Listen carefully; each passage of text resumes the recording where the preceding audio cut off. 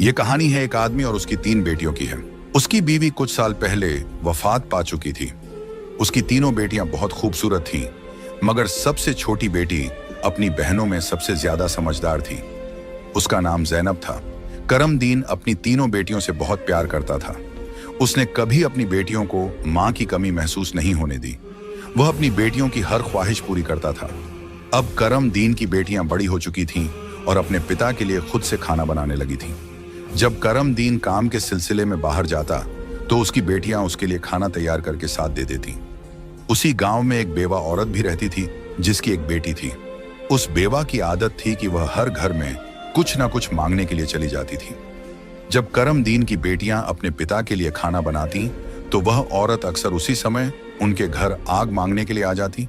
लेकिन करमदीन की सबसे छोटी बेटी ज़ैनब को वह बेवा औरत बिल्कुल भी अच्छी नहीं लगती थी। जब भी वह औरत उनके घर आती, ज़ैनब अपनी बहनों से कहती, यह औरत हमारे घर क्यों आती है? यह औरत बिल्कुल भी अच्छी नहीं है। बड़ी दोनों बहनें ज़ैनब को समझाती, देखो, यह बेवा औरत है और गरीब है। अगर हमारे घर से आग ले जाती है तो इसमें तुम्हारा क्या नुकसान है? ज़ैनब अपनी बहनों की बातें सुनकर चुप हो जाती, लेकिन वह कहती, देख लेना, यह औरत एक ना एक दिन हम सबके लिए मुसीबत खड़ी करेगी। यह सिलसिला यूं ही चलता रहा। वह औरत रोज उनके घर से आग लेने आती और मौका पाकर करमदीन के खाने में राख मिला देती। करमदीन ने जब अपने खाने में खराबी महसूस की तो उसने सोचा कि उसकी छोटी छोटी बेटियां खाना बनाती हैं, इसलिए उनसे कोई गलती हो जाती होगी। वह अपनी बेटियों से बहुत प्यार करता था और यह बात समझ नहीं पा रहा था कि उसकी बेटियां उसका खाना क्यों खराब कर रही हैं।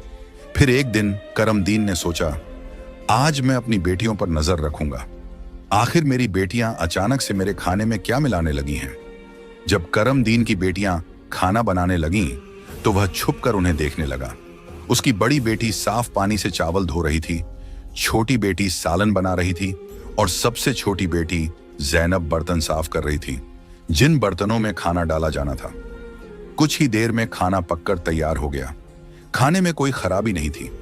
करमदीन परेशान था, लेकिन फिर अचानक उसने जो देखा उससे उसके पैरों तले जमीन खिसक गई।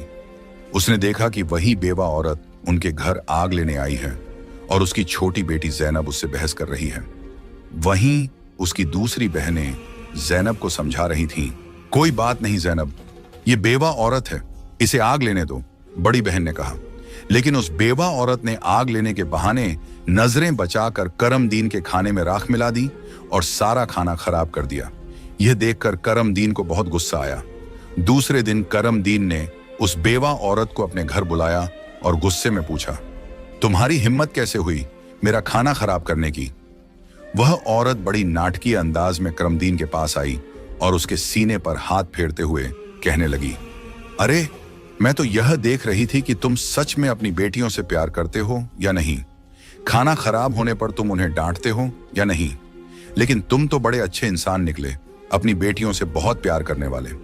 तुमने तो मेरी चोरी फौरन पकड़ ली। अब मुझे यकीन हो गया है कि तुम अपनी बेटियों से बहुत प्यार करते हो। आइंदा ऐसा कुछ नहीं होगा। करमदीन उसकी बातों और उसके नाटक पर यकीन करने लगा, क्योंकि वह बेवा औरत खूबसूरत थी। करमदीन उसके व्यवहार से प्रभावित होकर कुछ भी कहने की बजाय उसे अपनी पत्नी बनाने का फैसला कर बैठा। कुछ ही दिनों में उसने अपनी बेटियों की इजाजत के बिना उस बेवा औरत से शादी कर ली और उसे अपने घर ले आया।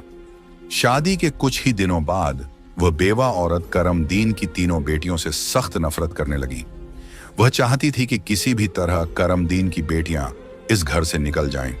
उसने उन्हें घर से निकालने के लिए तरह तरह के मंसूबे बनाने शुरू कर दिए।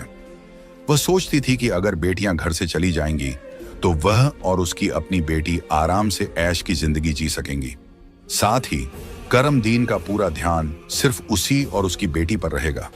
वह जानती थी कि करमदीन अपनी बेटियों से बहुत मोहब्बत करता है और उन्हें जरा भी दुखी नहीं देख सकता। उसकी अपनी बेटी हमेशा कीमती कपड़े पहनकर घूमती रहती थी, जिससे वह मॉडर्न लगती थी। लेकिन सौतेली मां ने करमदीन की तीनों बेटियों को घर का सारा काम करने पर मजबूर कर दिया।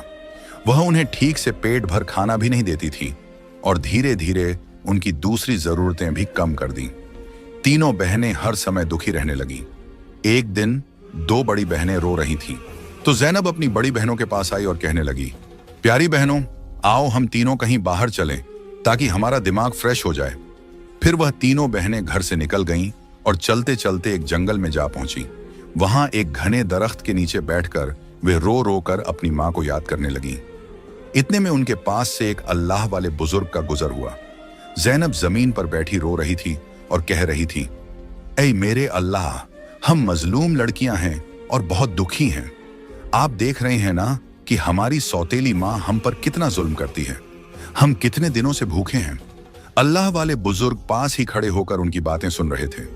फिर वे जैनब से मुखातिब होकर बोले, बेटियों, तुम तीनों यहां इस दरख्त के नीचे रोज आती हो, तुम्हें क्या दुख है? तुम मुझे बता सकती हो? जैनब ने रोते हुए अल्लाह वाले बुजुर्ग को सारा वाकया सुना दिया। उनकी बात सुनकर बुजुर्ग को बहुत दुख हुआ। वे बोले, बेटी, यहां से थोड़ी दूरी पर मेरी झोंपड़ी है। मैं वहां रहता हूं और इबादत करता हूं। मेरी झोंपड़ी के बाहर एक अनार का दरख्त लगा है जिस पर पके हुए अनार लगे हुए हैं। तुम जाओ और उस दरख्त से जितने मर्जी अनार तोड़कर खा लो।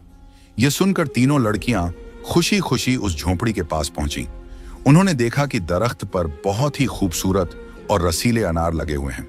तीनों ने एक एक अनार तोड़ा और बैठकर मजे से खाने लगी। जब उनका पेट भर गया तो उन्होंने बुजुर्ग का शुक्रिया अदा किया और घर वापस आ गई। इसके बाद जब उनकी सौतेली माँ उन्हें खाना नहीं देती तो वे रोज जंगल जाती और उन अनारों को खाकर अपना पेट भर लेती। धीरे धीरे उन्होंने अपनी माँ का दिया हुआ खाना बिल्कुल छोड़ दिया। अब उनकी सौतेली माँ सोचने लगी, मैं इन लड़कियों को खाने को कुछ नहीं देती। मैं इनसे इतना काम करवाती हूँ, उन्हें जलील करती हूँ, फिर भी इनके चेहरे पर एक अजीब सी चमक है। इनमें से कोई बीमार भी नहीं पड़ती, बल्कि इनकी खूबसूरती बढ़ती जा रही है। और मेरी बेटी, जिसे मैं इतना अच्छा खाना देती हूँ, वह उनके आगे बदसूरत लगती है। दूसरे दिन जब वह लड़कियां जंगल की तरफ गईं, तो सौतेली माँ ने अपनी बेटी को उनका पीछा करने के लिए भेज दिया। जब तीनों लड़कियां अनार तोड़कर खा रही थीं, तो जैनब ने अपनी सौतेली बहन को देख लिया। उसने बाकी बहनों से कहा, यह लड़की हमारा पीछा कर रही है, मैं इसे यहां से भगा देती हूं। फिर जैनब ने अपने हाथ में पकड़ा अनार छुपा लिया और बोली, अगर यह सब कुछ अपनी मां को बता देगी तो यह हमारे लिए परेशानी का कारण बन सकती है। लेकिन जैनब की दूसरी बहनें बोली, जैनब, तुम कैसी बातें कर रही हो? यह बेचारी बेकसूर है। जैनब की बड़ी बहनें बोली, हमारी सौतेली मां तंग करती हैं, यह तो हमें कुछ नहीं कहती। इसके बाद तीनों बहनों ने अपनी सौतेली बहन को पास बिठाया और उसे एक अनार पकड़ा दिया। लेकिन सौतेली बहन ने अनार नहीं खाया और जल्दी से अपनी मां के पास जाकर कहने लगी, मां, वे लड़कियां भूखी नहीं रहती, वे तो जंगल में एक दरख्त से अनार तोड़कर खा लेती हैं। उसी दरख्त के पास एक बुजुर्ग भी इबादत कर रहे थे और उन्होंने भी उन्हें रोकने की कोशिश नहीं की। यह सुनकर सौतेली मां को बहुत गुस्सा आया। वह सोचने लगी, मैं इन लड़कियों को अनार खाने से कैसे रोकूं? पूरा दिन वह गुस्से में ही रही। जब शाम को करमदीन काम से घर वापस आया तो उसने अपनी बीवी को परेशान देखा।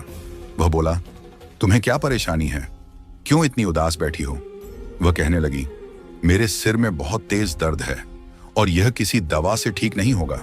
करमदीन ने पूछा, तो फिर कैसे ठीक होगा? वह तुरंत बोली, जंगल में एक अनार का दरख्त है जिस पर लाल लाल अनार लगे हैं। अगर तुम उस दरख्त को जड़ से कटवा दो और उसकी जड़ें उबालकर दवा बना लो और मेरे माथे पर लगाओ तो मेरा सिर दर्द ठीक हो सकता है। करमदीन ने कहा, बस इतनी सी बात। फिर उसने कुछ आदमियों को बुलाया और उन्हें पैसे देकर कहा, जंगल में एक अनार का दरख्त है, तुम लोग उसे जड़ से उखाड़ फेंको और उसकी जड़ें मुझे लाकर दो।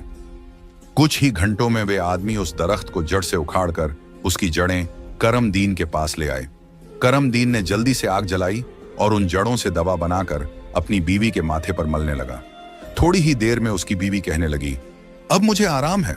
अगले दिन जब तीनों बहनें जंगल गईं, तो उन्होंने देखा कि अनार का दरख्त किसी ने जड़ से उखाड़ दिया है। यह देखकर वे बहुत परेशान हो गईं और सोचने लगी, अब हम क्या खाएंगे? तभी वे तीनों लड़कियां वहीं बैठकर रोने लगी। उनके रोने की आवाज सुनकर अल्लाह वाले बुजुर्ग अपनी झोंपड़ी से बाहर आए। वे समझ गए कि लड़कियां क्यों रो रही हैं। वे बोले, इसमें रोने की क्या बात है? अल्लाह तुम्हें इससे भी बेहतर कुछ देगा। फिर अल्लाह वाले बुजुर्ग ने अपनी उंगली से जमीन की तरफ इशारा किया और वहां पर एक छोटी सी नदी बन गई जिसमें पानी की जगह दूध बह रहा था। उन्होंने उन लड़कियों को एक मिट्टी का प्याला दिया और कहा, जहां से जितना मर्जी हो दूध पियो। लड़कियां बहुत खुश हुईं और मिट्टी के प्याले में दूध भरकर पीने लगीं। जब उनका पेट भर गया तो वे बुजुर्ग का शुक्रिया अदा करके घर वापस आ गईं। इसके बाद उनका रोज का यह मामूल हो गया कि वे तालाब के पास जाती और मिट्टी के प्याले में दूध भरकर पी लेती। उनकी सौतेली माँ उनकी सेहत देखकर हैरान थी। उसने अपनी बेटी को बुलाया और कहा, मैंने तो जंगल से अनार के दरख्त का नामो निशान मिटा दिया था, फिर भी इन लड़कियों की सेहत पर कोई असर नहीं पड़ा। मैं तो इन्हें पेट भर खाना भी नहीं देती। आखिर ये ऐसा क्या खा रही हैं जिससे इनकी सेहत इतनी अच्छी हो रही है? उसने अपनी बेटी से कहा, इनका पीछा करो और पता लगाओ कि ये क्या खाती हैं। लड़की फिर से अपनी बहनों का पीछा करते हुए जंगल में गई। जब तीनों मिट्टी के प्याले से दूध पी रही थीं, तो जैनब ने पीछे मुड़कर देखा। उसने अपनी सौतेली बहन को चुपचाप खड़ा देखकर बाकी बहनों से कहा, देखो ये लड़की फिर हमारा पीछा कर रही है। जैनब ने अपनी बहनों से कहा, तुम लोग जल्दी उठो और इसे यहां से भेजो, क्योंकि अगर इसने हमारे तालाब को देख लिया तो यह घर जाकर सब बता देगी और फिर घर में हंगामा खड़ा हो जाएगा। लेकिन जैनब की बड़ी बहनों ने उसे डांटते हुए कहा, तुम्हारा आखिर मसला क्या है? माना कि हमारी सौतेली माँ हम पर जुल्म करती है, लेकिन इसमें इस बेचारी का क्या कसूर? जैनब यह सुनकर चुप हो गई। इसके बाद तीनों ने अपनी सौतेली बहन को नदी के पास बिठाया और मिट्टी के प्याले में दूध भरकर उसे दिया। उस लड़की ने दूध पिया और जल्दी से अपनी माँ के पास पहुंचकर तालाब और दूध वाली पूरी बात बता दी। सौतेली माँ को यह सुनकर बहुत गुस्सा आया। उसने अपने गांव के कुछ आदमियों को बुलाया और कहा, तुम जितने पैसे चाहो मैं तुम्हें दूंगी, लेकिन तुम्हें जंगल में जाना होगा। वहां एक बुजुर्ग की झोंपड़ी और तालाब है। तुमने वो झोंपड़ी खत्म कर देनी है और तालाब में मिट्टी डाल देनी है। बदले में तुम्हें बहुत पैसा मिलेगा। कुछ ही देर में वे आदमी उसकी मर्जी के मुताबिक सब कुछ करके लौट आए। वह औरत अब बहुत खुश थी। अगले दिन जब तीनों बहनें जंगल में गईं, तो उन्होंने देखा कि वहां न तो तालाब है और न ही बुजुर्ग की झोंपड़ी। यह देखकर उन्हें पहाड़ जैसा दुख हुआ। वे वहीं बैठकर रोने लगीं और भूखी प्यासी अपने घर लौट आईं। उनकी सौतेली माँ यह देखकर बहुत सुकून महसूस कर रही थी। एक दिन वह फिर बीमारी का बहाना बनाकर लेट गई। शाम को जब करमदीन घर आया तो उसने अपनी बीवी को प्यार से कहा, चाहे मेरा सब कुछ बिक जाए, लेकिन मैं तुम्हें कुछ नहीं होने दूंगा। तुम्हारा इलाज सबसे अच्छे डॉक्टर से करवाऊंगा। लेकिन उसकी बीवी कुछ और ही चालें चल रही थी। उसने कहा, आपको इतना कुछ करने की जरूरत नहीं है। मेरी जिंदगी बचाने के लिए बस एक छोटा सा काम करो। करमदीन बोला, जल्दी बताओ क्या करना है, मैं वही करूंगा। उसकी बीवी बोली, तुम अपनी तीनों बेटियों का खून निकालकर मेरे हाथों और पैरों की हथेलियों पर मल दो, तभी मैं ठीक हो सकती हूं। यह सुनकर करमदीन की आंखों में आंसू आ गए, क्योंकि वह अपनी बेटियों से बेहद मोहब्बत करता था। वह चुपचाप कमरे से बाहर निकला और अपनी बेटियों को ढूंढने लगा, लेकिन बेटियां घर में नहीं थीं। वह परेशान होकर उन्हें ढूंढते ढूंढते कब्रिस्तान पहुंचा। वहां उसने देखा कि उसकी तीनों बेटियां अपनी मां की कब्र के पास बैठकर रो रही हैं। यह देखकर करमदीन का दिल कांप गया। एक तरफ उसकी बीवी की ख्वाहिश थी और दूसरी तरफ उसकी बेटियों की जिंदगी। करमदीन को समझ नहीं आ रहा था कि वह क्या करे। उसने सोचा कि उसकी बीवी उसकी बेटियों से कभी खुश नहीं होगी और उसकी बेटियां अपनी सौतेली मां के साथ खुश नहीं हैं। इसलिए उसने फैसला किया कि बेटियों को कहीं दूर ले जाएगा। उसने अपनी बेटियों को गले लगाया और कहा, ऐ बेटियों, तुम क्यों परेशान होती हो? मैं तुम्हें कहीं और ले चलता हूं। वह अपनी बेटियों को एक घने जंगल में ले गया। वहां उसने मिट्टी का चूल्हा बनाया और बेटियों को खाना बनाकर खिलाया। जब बेटियों ने पेट भरकर खाना खा लिया तो वे एक दरख्त के नीचे सो गईं। करमदीन ने अपनी बेटियों को वहीं सोते हुए छोड़ दिया और वहां से भाग गया। उसके दिल में यही ख्याल था कि कम से कम मेरी बेटियां जिंदा तो रहेंगी और अपनी सौतेली मां के जुल्म से बची रहेंगी। रास्ते में उसने एक हिरण का शिकार किया और उसका खून लेकर अपनी बीवी को दे दिया। उसकी बीवी ने वह खून अपने हाथों और पैरों पर लगाया और खुश होकर कहा, अब मुझे आराम है। उसे यकीन हो गया कि करमदीन ने अपनी बेटियों को मार दिया। दूसरी तरफ जब तीनों बहनें जागीं तो उन्होंने देखा कि उनका बाप उन्हें छोड़कर जा चुका है। वे अपने बाप को पुकारने लगीं। जंगल में जंगली जानवरों की आवाजें सुनकर वे डर गईं और रोने लगीं। इत्तेफाक से उसी जंगल में 3 दोस्त शिकार के लिए आए थे। जब वे शिकार करके लौटने लगे तो उनमें से एक दोस्त, जिसका नाम नासिर था, कहने लगा, मुझे लगता है, नासिर ने कहा, यहां कोई मुसीबत में है। क्या तुम लोग किसी के रोने की आवाज नहीं सुन रहे? मुझे तो किसी के रोने की आवाज आ रही है। चलो जल्दी से देखते हैं, शायद किसी को हमारी मदद की जरूरत हो। फिर तीनों दोस्त आवाज की दिशा में चल पड़े। आगे जाकर उन्होंने देखा कि 3 खूबसूरत लड़कियां बैठी हुई रो रही हैं। नासिर आगे बढ़ा और उनसे पूछा, तुम यहां अकेली क्या कर रही हो और इतना क्यों रो रही हो? जैनब ने नासिर को अपनी पूरी कहानी सुना दी। लड़कों को उन पर बड़ा तरस आया। वे आपस में कहने लगे, क्यों ना हम इन लड़कियों से शादी कर लें? इन्हें एक छत मिल जाएगी और हमारी जिंदगी भी सुकून से गुजरने लगेगी। फिर उन तीनों लड़कों ने उन तीनों लड़कियों से शादी कर ली। जैनब की शादी नासिर के साथ हो गई। संयोग से उन तीनों दोस्तों के घर पास पास थे। तीनों बहनें खुशी खुशी अपने अपने घरों में रहने लगीं। 1 साल के बाद जैनब के घर में बेटे की पैदाइश हुई। ये देखकर नासिर के दोस्त और जैनब की बहनें बहुत खुश हुईं। धीरे धीरे जैनब का बेटा 2 साल का हो गया। एक दिन नासिर ने अपने दोस्तों से कहा, मेरा आज फिर जंगल में शिकार करने का मन हो रहा है, चलो शिकार पर चलते हैं। लेकिन उसके दोस्तों ने मना कर दिया और कहा, हमें तो किसी जरूरी काम से जाना है, हम तुम्हारे साथ जंगल नहीं जा सकते। नासिर ने जैनब से इजाजत ली और अकेला ही जंगल में शिकार के लिए चला गया। लेकिन इसके बाद कई दिन गुजर गए और नासिर घर वापस नहीं आया। जैनब बहुत परेशान हो गई। उसकी बहनें भी उसकी चिंता देखकर चिंतित हो गईं। जैनब के जीजा नासिर के दोस्त ने उसे तसल्ली देते हुए कहा, तुम फिक्र मत करो, हम नासिर को ढूंढकर जरूर वापस लाएंगे। लेकिन करनी खुदा की यह हुई कि नासिर के दोस्त भी उसे ढूंढने जंगल गए, लेकिन वे भी वापस नहीं लौटे। उन तीनों बहनों पर एक बार फिर से गम का पहाड़ टूट पड़ा। एक दिन जैनब अपने बेटे को सुला रही थी कि दरवाजे पर दस्तक हुई। उसने जल्दी से जाकर दरवाजा खोला तो क्या देखती है कि एक बुजुर्ग फकीर जिसने हरे रंग के कपड़े पहने हुए थे दरवाजे पर खड़ा है। जैनब उसे देखकर बोली, बाबा, मेरा शौहर घर पर नहीं है, मैं आपको घर में आने की इजाजत नहीं दे सकती। जब मेरा शौहर आएगा तब आप आ जाना। उस पर फकीर बोला, बेटी, मुझे बहुत भूख लगी है, किसी भूखे को खाना खिलाने में क्या हर्ज है। जैनब ने मजबूरी में उस फकीर को घर में बुला लिया और उसके लिए खाना बनाने लगी। लेकिन वह जादूगर फकीर बुरी नजरों से जैनब को देखता रहा। फिर वह जादूगर उठकर जैनब के करीब आया और बोला, सुनो लड़की, तुम मुझे बहुत अच्छी लगती हो, अपने बेटे को छोड़ दो और मुझसे शादी कर लो। जैनब डर के मारे कांपने लगी और बोली, बाबा, आप कैसी बातें कर रहे हैं? मैं शादीशुदा हूं और एक बच्चे की मां हूं, आपकी हिम्मत कैसे हुई ऐसा कहने की? यह सुनकर जादूगर फकीर को गुस्सा आ गया। उसने अपने जादू से जैनब को कुतिया बना दिया और उसके गले में रस्सी डालकर खींचते हुए ले जाने लगा। इधर जैनब का बेटा जोर जोर से रो रहा था। जैनब की बहनों ने जब उसके बेटे के रोने की आवाज सुनी तो वे भागती हुई उसके घर आईं। उन्होंने जल्दी से जैनब के बेटे को गले लगाया और अपनी बहन को घर में ढूंढने लगी। लेकिन उन्हें जैनब कहीं नजर नहीं आई। उनकी सौतेली मां के बाद अब जैनब भी गायब हो चुकी थी। वक्त इसी तरह गुजरता रहा। अब जैनब को गुम हुए भी 14 साल का लंबा वक्त गुजर चुका था। इस दौरान जैनब का बेटा जवान हो चुका था। उसे उसकी दोनों खालाओं ने मिलकर पाला था। एक दिन जैनब की खालाओं ने उसे उसकी मां के बारे में सारी सच्चाई बताई। यह सुनकर वह बहुत परेशान हो गया और बोला, खाला, आज मैं अपने माँ बाप को जरूर ढूंढने जाऊंगा। उसकी खालाओं ने उसे समझाते हुए कहा, बेटा, जो होना था वह हो चुका, जिन्हें जाना था वे चले गए। अब हम तुम्हें नहीं खोना चाहती। हमारे शौहर भी जंगल गए थे और वे भी कभी वापस नहीं आए। अगर तुम भी चले गए तो हम किसके सहारे जीएंगी?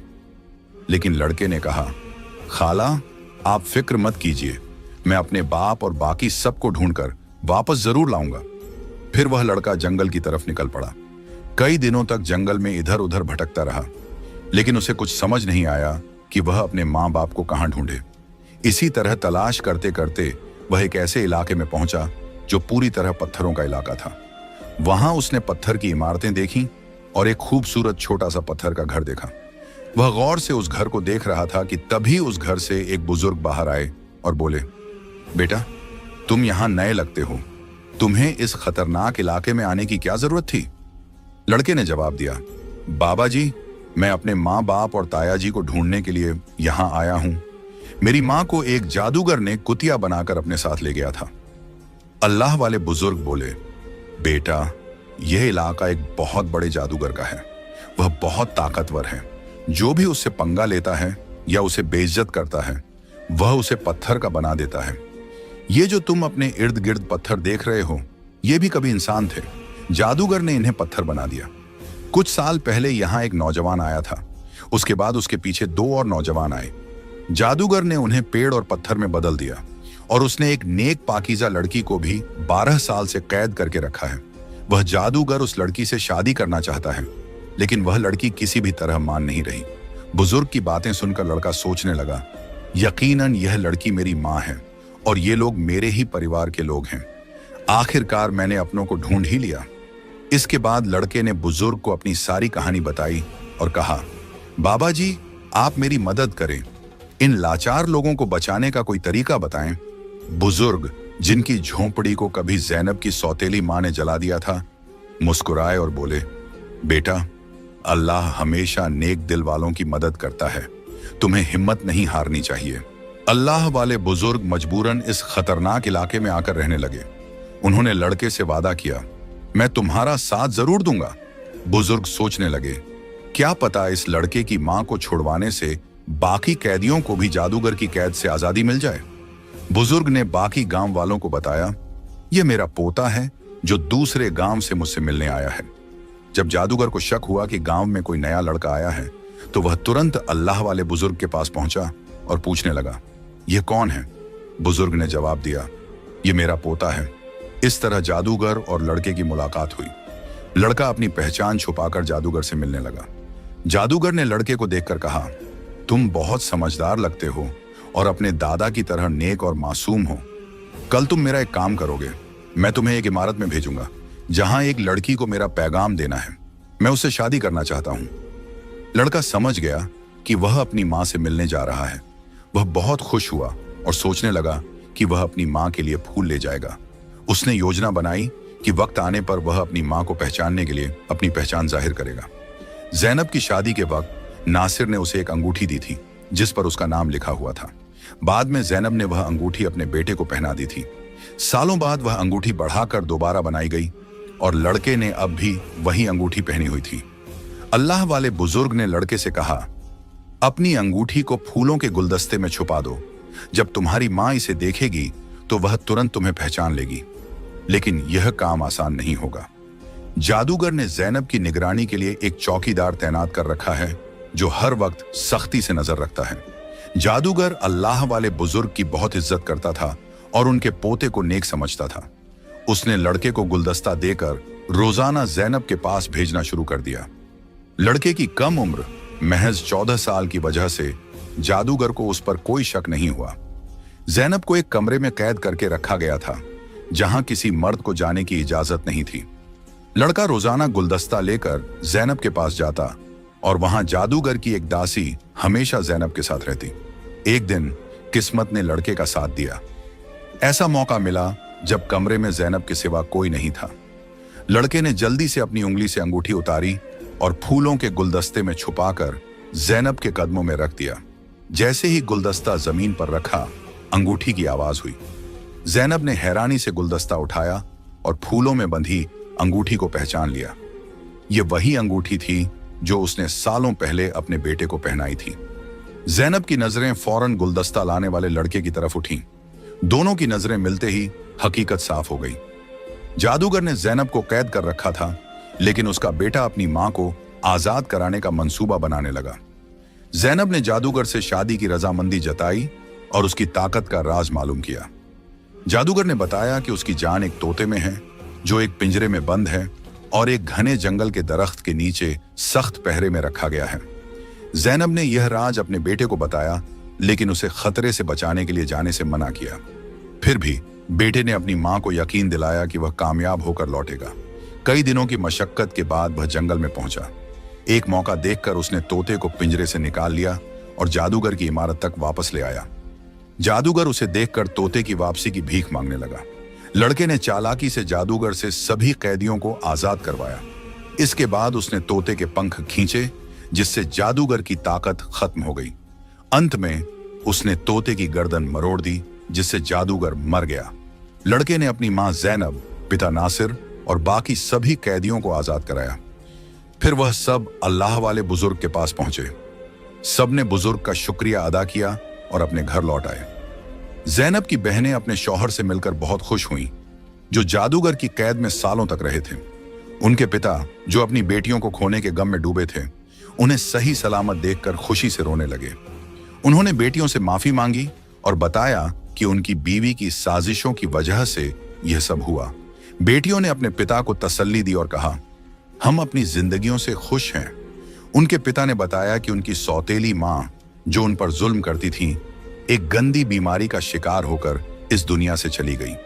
इसके बाद सब ने खुशी और सुकून के साथ अपनी जिंदगी गुजारनी शुरू की।